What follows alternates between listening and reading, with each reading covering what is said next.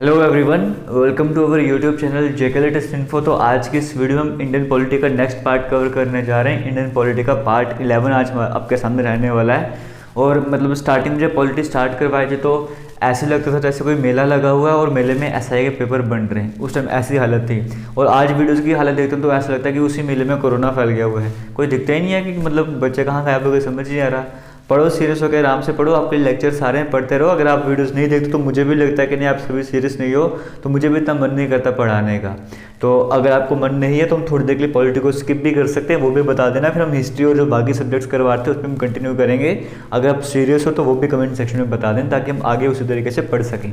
Start करते हैं आज के इस लेक्चर को। हम फंडामेंटल राइट्स हमने स्टार्ट करते हैं। फंडामेंटल राइट्स का पार्ट 2 रहने वाला है। आपको पता था 6 टाइप्स ऑफ फंडामेंटल राइट्स, 6 तरह के फंडामेंटल राइट्स हमारे पास रहते हैं। जिसमें पहला फंडामेंटल राइट जो था राइट टू इक्वालिटी और जो बेसिक इंट्रोडक्शन था वो हम कल कंप्लीट कर चुके थे। आज हम सेकंड फंडामेंटल राइट पढ़ेंगे, राइट टू फ्रीडम। और साथ में थर्ड फंडामेंटल राइट जो हमारे पास था राइट अगेंस्ट एक्सप्लॉयटेशन, ये पढ़ने वाले हैं। नोट्स आपको टेलीग्राम पे मिल जाएंगे, वहाँ पे जाकर आप नोट्स डाउनलोड कर सकते हो। डिस्क्रिप्शन बॉक्स में आपको लिंक मिल जाएगा टेलीग्राम का, वहाँ पे जाकर सबको ज्वाइन कर सकते हो। स्टार्ट करते हैं यहाँ पे। पहले जो हमारे पास सेकंड हमारे पास आता है फंडामेंटल राइट की बात करेंगे, राइट टू फ्रीडम। इसके अंदर 5 आर्टिकल आते हैं। आर्टिकल 19, 20, 21, 21 या 22, 5 आर्टिकल इसके अंदर आते हैं। अब एक एक करके हम आर्टिकल्स को समझ लेते हैं। जो पहला आर्टिकल 19 है, इससे हमें 6 राइट्स की प्रोटेक्शन मिलती है। प्रोटेक्शन ऑफ 6 राइट्स आपके सामने लिखा हुआ है। कौन से राइट्स हमारे प्रोटेक्ट हो रहे हैं इसके थ्रू, आर्टिकल 19 के थ्रू, वो हम समझते हैं। ये सारा क्या आज़ादी आपको दे रहा है। किस तरह की आज़ादी दे रहा है वो देखो। पहले आर्टिकल 19 जो को अपने आप में 6 तरह के राइट्स आपको देता है। जैसे पहले वो आपको बोलता है freedom of speech and expression. आपके उस फ्रीडम में कि आप कुछ भी बोल सकते हो, कुछ भी एक्सप्रेस कर सकते हो, समझ गए हो। लेकिन हर एक में ना कुछ मतलब कहते हैं ना कि वो होती हैं एक्सेप्शन केस होते हैं। जैसे राइट टू फ्रीडम, जैसे मीडिया को है कि वो कुछ भी न्यूज़ वगैरह दिखा सकते हैं। आपको है आप कुछ भी बोल सकते हो, कुछ भी एक्सप्रेस कर सकते हो। कोई भी अगर कोई इशू वगैरह चल रहा है भी सरकार में या कुछ भी ऐसा वैसा आपके आसपास चल रहा है तो आप अपने व्यूज़ वहाँ पे एक्सप्रेस कर सकते हो।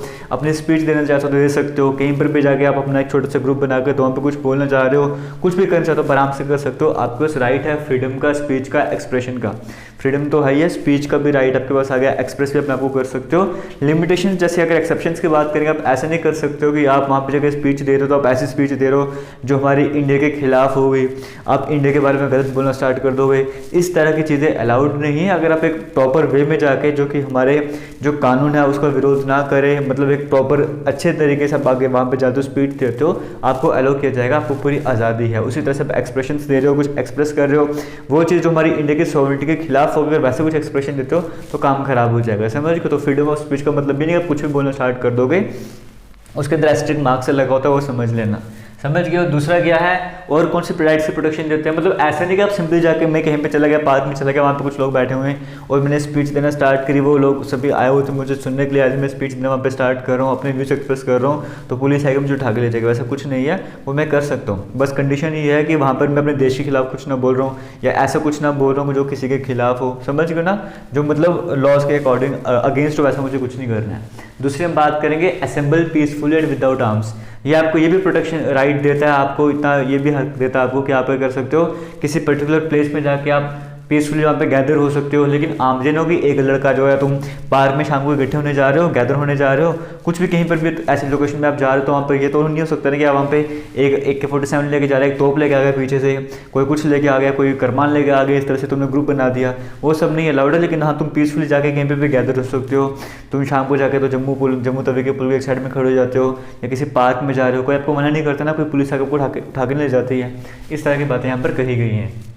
और असेंबल पीसफुली में जैसे आपके बार आप प्रोटेस्ट वगैरह करते हो, कुछ पर्टिकुलर लोकेशंस बनाई हुई हैं, वहाँ पे जाकर प्रोटेस्ट वगैरह कर सकते हो, तो वहाँ पे भी कोई कुछ बोलता नहीं है ना। जैसे पार्क में, जैसे अगर हम बात करें किसानों का चल रहा था तो सड़कों के बीच में आ गए थे ना एक टाइम पर। लेकिन जैसे प्रॉपर वे में एक अरेंजमेंट होती है, एक जगह होती है जहाँ पे आप अपने जंतर मंतर की बात करो, दिल्ली में जो मैदान है वहाँ पर जाकर प्रोटेस्ट करते हो, इस तरह के वहाँ पे अलाउ वगैरह है, वहाँ पर जाकर तुम कर सकते हो इस तरह से, ठीक है। तीसरा क्या है, फॉर्म एसोसिएशंस और यूनियंस। आप क्या कर सकते हो, आप अपने यूनियन बना सकते हो, अपने हिसाब से छोटे छोटे एसोसिएशन बना सकते हो, अपने ग्रुप बना सकते हो, उसमें आपको कोई रोकने वाला नहीं। ये भी आपका राइट है एक तरह का। आप पूरे इंडिया में कहीं पे भी मूवमेंट कर सकते हो, कहीं पे भी जा सकते हो, आपको कोई रोकने वाला नहीं है। आप पूरे इंडिया में कहीं पर भी जा सकते हो। कुछ एक्सेप्शनल केसेस हर जगह हुए हैं, जैसे यहाँ पर है ना मूव फ्रीली, आप मूव फ्रीली कर सकते हो। अगर आप में कोई गलत काम नहीं कर रहा है, कोई केस आपके ऊपर नहीं चल रहा है, आप जाते जा सकते हो। किसी भी जगह में इंडिया में रह सकते हो। लेकिन कुछ ऐसे कहेंगे कि वो आदिवासी हैं, उनके एरियाज में जाकर आप नहीं रह सकते, क्योंकि वहाँ पे जाकर आप सेटलमेंट कर लोगे अपनी तो उनका कल्चर ख़राब हो जाएगा। तो इस तरह की कुछ रिस्ट्रिक्शंस भी लगी होती हैं। बट हाँ, आपको समझ आ रहा हो किस तरह के राइट्स आपको मिलते हैं। कोई भी आप काम वगैरह करना चाहते हो कर सकते हो। हालांकि स्टेट जो है वो रिस्ट्रिक्शंस लगा सकता है कि पर्टिकुलर ये काम करने के लिए इतनी क्वालिफिकेशन चाहिए। अगर रिस्ट्रिक्शन लगी होगी तो आप 10th पास हो, 8th पास हो, तो आप बोलोगे मुझे जूनियर असिस्टेंट बनना है या फिर मुझे स्टेनोग्राफर बनना है, वो क्वालिफिकेशन आपके पास होनी चाहिए तभी आप बन सकते हो। यानी कि आप कोई भी प्रोफेशन जो है अडॉप्ट कर सकते हो, इस तरह से यहाँ पर कहा हुआ है। तो ये जो आर्टिकल 19 है आपको इन 6 राइट्स की प्रोटेक्शन वगैरह प्रोवाइड करता है। इतना आपको समझ आ गया होगा। तो राइट टू फ्रीडम में आर्टिकल 19 आपको समझ आ गया। आर्टिकल 20 की बात करते हैं। सिंपल सा फंडा याद रखना, आर्टिकल 19 क्या है, फ्रीडम ऑफ स्पीच, इस तरह से कवर कर लेना, बाकी सब कुछ कवर हो जाएगा। आर्टिकल 19 की बात होता है आर्टिकल 20। आर्टिकल 20 क्या है, protection in respect of conviction for offences, मतलब कोई भी अपराध किया हुआ है उस केस में आपको प्रोटेक्शन मिलती है। हर जगह वो आज़ादी मिलती है ना, आपने कोई अपराध कर लिया तो भी आपको फ्रीडम दी जाए। किस तरह से वो हम समझते हैं, इसमें 3 पार्ट हैं। पहला है no ex post facto rule. इसमें क्या कहा जाता है, मतलब यहाँ पर यह है कि जैसे आपने कोई भी अपराध वगैरह करा हुआ, ठीक है, उसके ऊपर कोई कानून बनता है, तो अगर वो कानून बनता है उस डेट के बाद आपने अगर अपराध किया है ना, तो आप पे वो कानून लग जाएगा। जैसे मान के चलो कि आपने कुछ भी ऐसे, जैसे आप कैसे समझाओ उसको, नो एक्स पोस्ट फैक्टो का मतलब है कि जिस डेट को वो कानून बनना है कि हाँ, अगर कोई इंसान जो है, अगर मान के चलो कि कानून ये बन गया, एग्जांपल लेके चलो कि जेके लेटेस्ट इन्फो यूट्यूब चैनल है, इसके वीडियो में जब तुमने कमेंट करना है, जो भी वीडियो देख रहा है उसको एटलीस्ट 2 कमेंट करने ही करने हैं। अगर वो 2 कमेंट नहीं करेगा तो उसको पुलिस उठा के ले जाएगी। ये आप मान लो कानून बन गया, ठीक है। ये कानून जाके बना है 2021 में, जाके 2022 में जाके कानून बन गया कि जेके लेटेस्ट इन्फो को जो यूट्यूब चैनल पर वीडियो जाके देखते हो, अगर 2 कमेंट नहीं देखते हो आपको पुलिस उठा के ले जाएगी। ये कानून कब बना है, 2022 में बना है। 2023 में आप हमारी वीडियो देख रहे हो चैनल में जाके और आपने 2 कमेंट नहीं करे, ठीक है, तो पुलिस आपको उठा के ले जाएगी। ये कानून है। लेकिन अगर ऐसे माना जाता है कि आपने वो वीडियो 2018 में भी कोई वीडियो देखी थी, उसमें आपने 2 कमेंट नहीं करे थे, तो अब आपको पुलिस उठा के नहीं ले जा सकते। क्यों?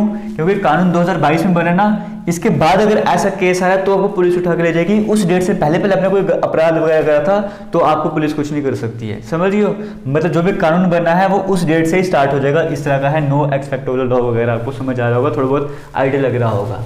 दूसरा बात करते हैं हमारे पास कौन सा, हमारे पास यहाँ पे नो डबल जेओपर्डी, मतलब एक काम करने के लिए आपको डबल सजा नहीं मिलेगी। जैसे आपको ये सजा मिल गई कि आपने 2 कमेंट क्यों नहीं करे, आपको पुलिस उठा के ले गई है, दूसरी बार सेम उसी वीडियो के लिए, सेम उसी अपराध के लिए आपको पुलिस दोबारा उठा के नहीं ले जाएगी। हाँ, ये हो सकता है आप किसी दूसरी वीडियो को आपने फिर से देख लिया, उसमें 2 कमेंट नहीं करा, फिर आपको सजा मिल सकती है। लेकिन जो आपने पहले गुनाह किया था, जो पहले अपराध करा था आपने, उसके लिए आपको दोबारा सजा नहीं मिलेगी। समझ गए? आपने यहाँ पे चोरी की, है घर है, एक ये वाला घर है, आपने इस घर में चोरी कर ली, आपको सजा मिल गई है। अब आपको एक बार सजा मिल गई है, आपको दूसरी बार वापस इसी घर में चोरी के लिए, मतलब आपने एक बार चोरी कर ली, आपको सजा मिल गई, अब आपको दूसरी बार वापस से सजा नहीं मिलेगी। हाँ, अगर आप पास वाले घर में जाकर चोरी कर तो आपको फिर से सजा मिल जाएगी, इसी घर में दूसरी बार चोरी कर तो फिर आपको सजा मिल जाएगी। लेकिन जो आपने एक बार कर लिया उसके लिए दोबारा को सजा नहीं मिलेगी। ये होता है नो डबल जेओपर्डी। और तीसरा है नो सेल्फ इंक्रिमिनेशन। इसमें यह है कि आप अपने आप को, मतलब आप अपना गवाह कहते हैं ना, आप अपना गवाह विटनेस नहीं बन सकते हो जाकर। समझ गए? मतलब जैसे आप पुलिस स्टेशन में गए, आप बोलोगे हाँ मैंने इस घर में चोरी की थी, तो आपने बोल दिया, इसका मतलब ये नहीं कि आपको सज़ा मिल जाएगी। आप जब जज के पास जाओगे, जज के सामने जाके बोलोगे हाँ मैंने ये चोरी की थी, तो ही जाके आप वहाँ पे माने जाओगे, ठीक है, हाँ वाकई में आपने गुनाह वगैरह करा, इस तरह से करके। समझ गए? क्योंकि कई बार आपके ऊपर प्रेशर भी डाला जा सकता है ना, ज़बरदस्ती से बुलवाया जा सकता है, तो जज के सामने जाके जो होगा वो सेफ अंडर रहने वाला है। तो हमारे पास पहले कौन सा आ गया, हमारे पास आर्टिकल जो 19 है वो freedom of speech, freedom of expression वगैरह वो दे रहा है। आर्टिकल 20 हमें क्या प्रोवाइड कर रहा है कि कोई अपराध वगैरह कर लिया उसके लिए क्या क्या प्रोटेक्शन आपको प्रोवाइड करी जा रही है। आर्टिकल 21 की बात करते हैं, या तो हमारे पास protection of life and personal liberty, मतलब आपको जीने का अधिकार है, आपको पर्सनल आज़ादी दी हुई है। अब इसकी पूरी लिस्ट आपको स्क्रीन में दिख रही होगी, इसमें किस किस तरह के राइट्स की बात करी जा रही है। जीने का अधिकार तो है, लेकिन जीने के अधिकार के साथ साथ आपको और भी कई सारी चीज़ें ज़रूरी होती है ना, है ना। जैसे बिजली भी तो आपको चाहिए, वो भी आपका राइट है कि आपको बिजली होनी चाहिए या पानी मिलना चाहिए, इस तरह की हेल्थ आपकी ठीक रहनी चाहिए, हेल्थ फैसिलिटीज़ आपको मिलनी चाहिए। ये सारे राइट्स यहाँ पे इंक्लूड करे गए हैं, ये सारे इसमें आ जाते हैं कि आपको जीने का अधिकार है। जीने का अधिकार मतलब आपको इन चीज़ों का राइट भी है। समझ के लिस्ट आपके सामने स्क्रीन में है। तो आर्टिकल 19 हमारे पास क्या था, जैसे फ्रीडम ऑफ स्पीच वगैरह था। आर्टिकल 20 वाला क्या था, कोई ऑफेंस वगैरह करा उसके लिए क्या प्रोटेक्शन मिलेगी। आर्टिकल 21 में क्या है हमारे पास, लिबर्टी, पर्सनल लिबर्टी का या राइट टू लाइफ जीने का अधिकार है। आर्टिकल 21 के बाद 21A देखने को मिल रहा है, 21A देखने को मिल रहा है। इसका मतलब क्या है, 21 के बाद 22 आता है, इसका मतलब बीच में बाद में ऐड किया हुआ है इसको, ABC आ गया, इसका मतलब उनको बाद में ऐड करा हुआ है। तो ये कौन से अमेंडमेंट एक्ट, 86 अमेंडमेंट एक्ट के बाद इस आर्टिकल को यहाँ पर ऐड करा गया था, क्योंकि 21 के बाद 22 आना था, 21A कैसे आ गया, इसका मतलब उसको बाद में ऐड किया हुआ है, तो जरूर इसमें अमेंडमेंट करा हुआ है। 86 अमेंडमेंट एक्ट 2002 के बाद ये हमारे पास आर्टिकल 21A आया था। इसमें है right to education. Right to education मतलब जो भी 6 से लेकर 14 साल तक के बच्चे हैं उनको फ्री एजुकेशन प्रोवाइड करी जाए, यह उनका राइट है। 6 से 14 साल तक के बच्चों को स्टेट जो है, स्टेट मतलब जैसे आपको पहले बता चुका, स्टेट का मतलब है चंडीगढ़ पंजाब, स्टेट नहीं है, स्टेट का मतलब को समझ आ रहा होगा। 6 से लेकर 14 साल तक के जो भी बच्चे हैं उन सभी को राइट टू एजुकेशन पढ़ने का अधिकार है, वो फ्री में पढ़ सकते हैं, ये उनका राइट है। ये सिंपल यहाँ पे फंडा यहाँ पर आ गया, ये हमारे पास राइट टू एजुकेशन आ जाते हैं। तो इसका मतलब आपको आर्टिकल 19, 20, 21 ये समझ आ गया होगा। हम लास्ट आर्टिकल 22 की तरफ बात करते हैं, राइट टू फ्रीडम का। आर्टिकल 22 क्या है, protection against arrest and detention. अगर आपको अरेस्ट कर लिया जाता है तो आपके पास क्या क्या राइट्स हमने यहाँ पे वो देखना है। सारे को फ्रीडम दी जा रही है, आज़ादी दी जा रही है हर एक केस में। अगर आपने कोई आपको अरेस्ट कर दिया गया फिर भी आपको इस तरह की फ्रीडम है वो आपको यहाँ पे बताया हुआ है। देखो डिटेंशन में आपको रख दिया, इसका मतलब क्या है, पुलिस आपको अपने कस्टडी में लेके चलेगी, डिटेंशन में रख दिया है। 2 तरह की डिटेंशन होती है, एक होती है पुनिटिव डिटेंशन, एक होती है प्रिवेंटिव डिटेंशन। पुनिटिव डिटेंशन में क्या होता है, प्यूनिटिव डिटेंशन में क्या होता है, एक ट्रायल होती है, कोर्ट में पूरा केस वगैरह चलता है, उसके बाद आपको सजा मिलती है तो पुलिस आपको डिटेंशन में रखती है, एक ये आ गया। दूसरा क्या है, प्रिवेंटिव डिटेंशन। प्रिवेंटिव डिटेंशन में क्या होता है कि यहाँ पे कोई कोर्ट वगैरह में कोई ट्रायल वगैरह हुआ ही नहीं, कुछ भी नहीं, डायरेक्ट आपको पुलिस ने अरेस्ट कर लिया, डिटेंशन में ले लिया। इन 2 तरह की डिटेंशन होती हैं।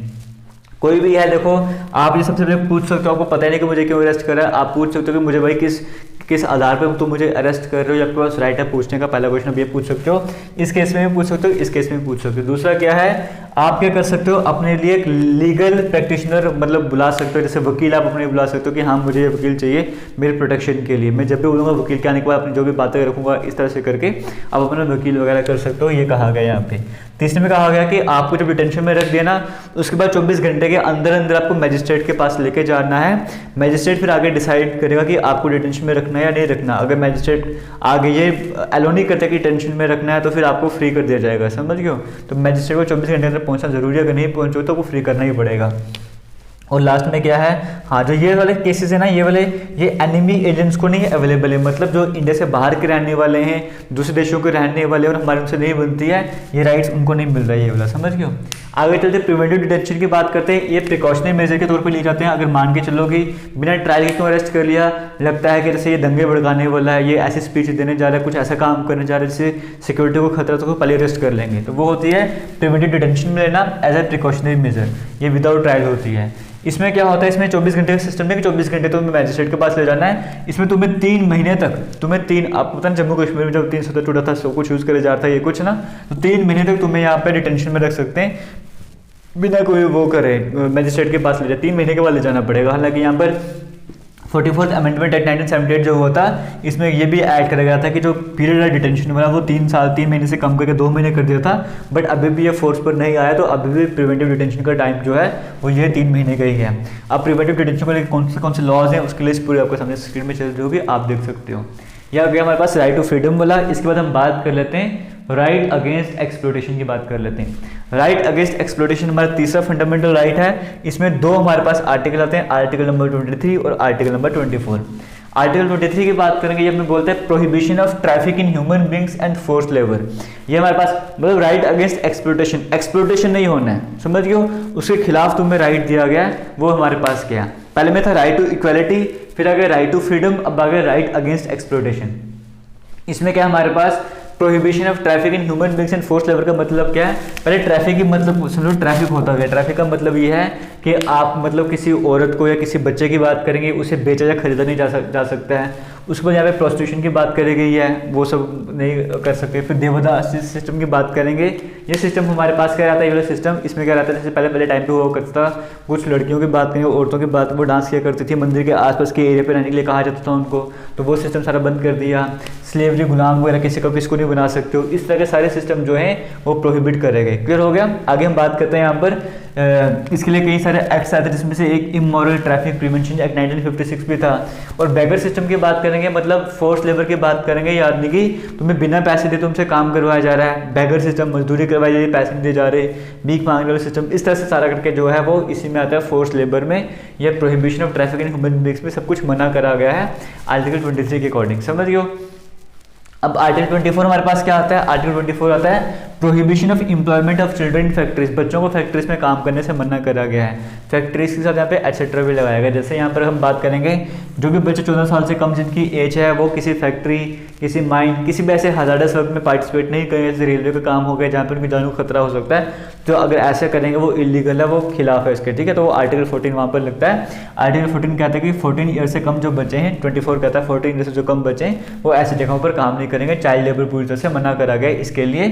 Child labour prohibition regulation act 1986 में आया था, कई सारे चेंजेस भी करे गए थे, आज के टाइम पे भी कई सारे एक्सेस में आते हैं। लेकिन इसका मतलब ये नहीं कि बच्चे कहीं पे भी काम नहीं कर सकते। यहाँ पर लिखा हुआ हजारडस वर्क वगैरह नहीं कर सकते हैं, लेकिन जैसे आप देखोगे किसी सीरियल वगैरह में बच्चे काम करते हैं या कुछ ऐसा अच्छा काम वगैरह करते हैं, तो हाँ वो लीगल है, वो आराम से कर सकते हैं। ये इस तरह के काम नहीं कर सकते, लेबरिंग वगैरह वाले काम नहीं कर सकते। समझ गए, जो भी हजारडस वर्क है वो नहीं कर सकते हैं। तो ये थे हमारे पास article number right to freedom वाला, सेकंड जो हमारे पास फंडामेंटल राइट है, और थर्ड फंडामेंटल राइट था। जो बाकी के फंडामेंटल राइट्स हैं वो हम आने वाले लेक्चर में कवर करेंगे, बट वीडियो में कमेंट सेक्शन में कमेंट करके जरूर बताना कि आपको क्या मज़ा नहीं आ रहा पॉलिटी पढ़ने में, क्या आप चाहते हो बाकी सब्जेक्ट्स कंटिन्यू करके थोड़ी ब्रेक लगा दें, जैसा आपको ठीक लगेगा हम वैसा करेंगे, लेकिन कमेंट सेक्शन में कमेंट करके जरूर बताना।